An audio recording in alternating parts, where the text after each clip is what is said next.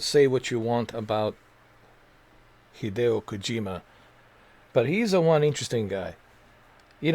Majority of creators, video game creators, would be pleased and thrilled to hear that the early testers who reviewed the game and played the game for 30 hours are giving the positive feedback, right? If I was creating a video game and I let people try it like a couple of months in advance and they spent 30 hours playing it and they would give me a positive feedback, like everyone's giving it a positive feedback, I would be like super pleased. I would be super excited. I was like, well, wow, this is great.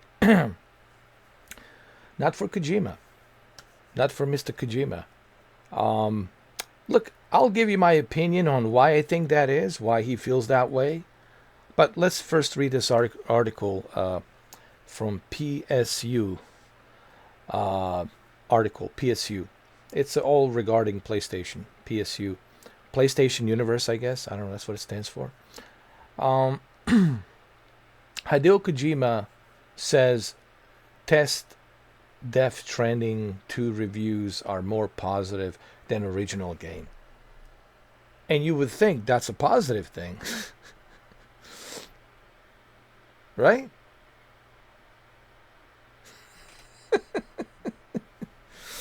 You would think that's a positive thing. Nope, not for Kojima, man. Don't you dare. So anyway, uh, speaking during the latest issue of Edge magazine, Hideo Kojima has revealed that early test reviews of Death Stranding 2 on the beach have proved more positive than those of the original game 5 years ago, DS1, Death Stranding. Kojima's son told the publication that he's always open to criticism and it's willing to make necessary changes using examples such as tweaking the controls or camera, but made it clear he's not interested in making a video game that is appealing to everyone. He also noted Sony is pleased with test reviews so far. Of course, Sony is pleased. Sony is a corporation. They want to make money. Of course, they're pleased. Because they know it's an exclusive game and a lot of people will buy it because of the positive feedback, and a lot of people will, purchase it, and that's good for Sony. That means more PlayStation consoles that they will be selling. Because right now you need a PlayStation console to play this. Okay, you can't play it on PC. You can play it on Xbox. You can't play it on Nintendo Switch 2. You can only play it on PlayStation, and this is what makes exclusivity very important. Wouldn't you say? Exactly. So let's read this whole thing. He says, I do listen to criticism if the controls need tweaking or if a camera pan it's too slow or too fast, but I don't alter themes of story based on feedback. Of course, I want people to play my game, so I must listen to them to a certain extent, but also I'm not interested in making something that appeals to everyone. In fact, I did a lot of monitoring tests for the original Death Stranding. I find that 4 out of 10 people would love the game, but 6 would say it was a terrible game. For me, I think that's a good balance. But with playtests for Death Stranding 2 on the beach, everyone seems to be positive. Sony is pleased, of course, but I do wish I was a bit more controversial.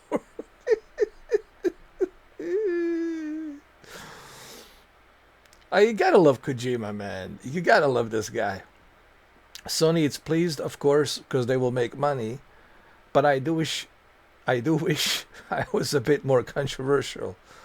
Blockbuster films need an 80% approval rating. I don't want to make games like that. I'm not interested in appealing to mass market or selling millions of copies. That's not what I am aiming for. Kojima recently revealed in a Q&A with the media that he has a concept in mind for Death Stranding 3, but won't be the one to actually make the game if it goes ahead. That's good. He's willing to give somebody else a try. That's good. That's good. It's kind of good to step back. Uh, Steven Spielberg did that with Jurassic Park and The Lost World. After The Lost World is like, all right, let someone else, work on Jurassic Park. I've done my due diligence, made two successful Jurassic movies. Obviously, The Lost World couldn't top the first one, but it was nonetheless still made a bunch of money. It was a success. So I like that. I like that he's doing that. All right. So what do I think about all of this? What is my thoughts and opinions about all of this? First and foremost, I'm a huge fan of Hideo Kojima. Hideo Kojima, I've been a fan since 1998. I played every single Metal Gear game there is. I'm very familiar with his work. Um, Here's what I think. Here's what I think is going on. I think Kojima had so much success with Konami and Metal Gear Colonel. He had so much success with Metal Gear that he made so much money from that franchise. And he's still probably getting some kickback royalties from that. He made so much success throughout his, how many years now since 1998? Let's just say 3 decades, roughly 3 decades, almost 30 years. I know it's not, 30 years per se. It's probably like 27 or 28 or 29, but it's close to 30. So 3 decades, roughly 3 decades of success. 30 years, that's a long time. Okay. And that also makes him older. That means he's an older guy now. He's different now. He's not like super hungry for attention. He doesn't need the attention. He's Hideo Kojima. He is the attention. But I think he's not seeking for that. And I also think with his success of Metal Gear, and even being a producer on the Zone of the Enders, right? And some early work that he did prior to the Metal Gear Solid 1998 PlayStation 1, he had so much success in past 30 years that he feels like, dude, man, I'm not trying to please everyone now. I've done that. I've done my 30 years of pleasing everyone. This is what I'm thinking. I think his mindset is, I've done 30 years of pleasing you, and I'm not into that anymore. I just want to do my own thing now. I want to share my own vision, my own concept. Whether you understand it or don't understand it, that's too bad. If you do understand it, that's great. That's awesome. But if you don't understand it, well, that's too bad. I don't care. That's your problem, not my problem. And, I know this might sound like a little bit harsh, that he might feel that way, but he's Kojima. He's the artist. Listen, as an artist, you're making your own art. And if you don't understand my art, that's okay. Like, I do this channel not to please everyone. I do it because I want to do it. Now, if you don't like me for whatever reason, that's okay, dude. You don't have to watch me.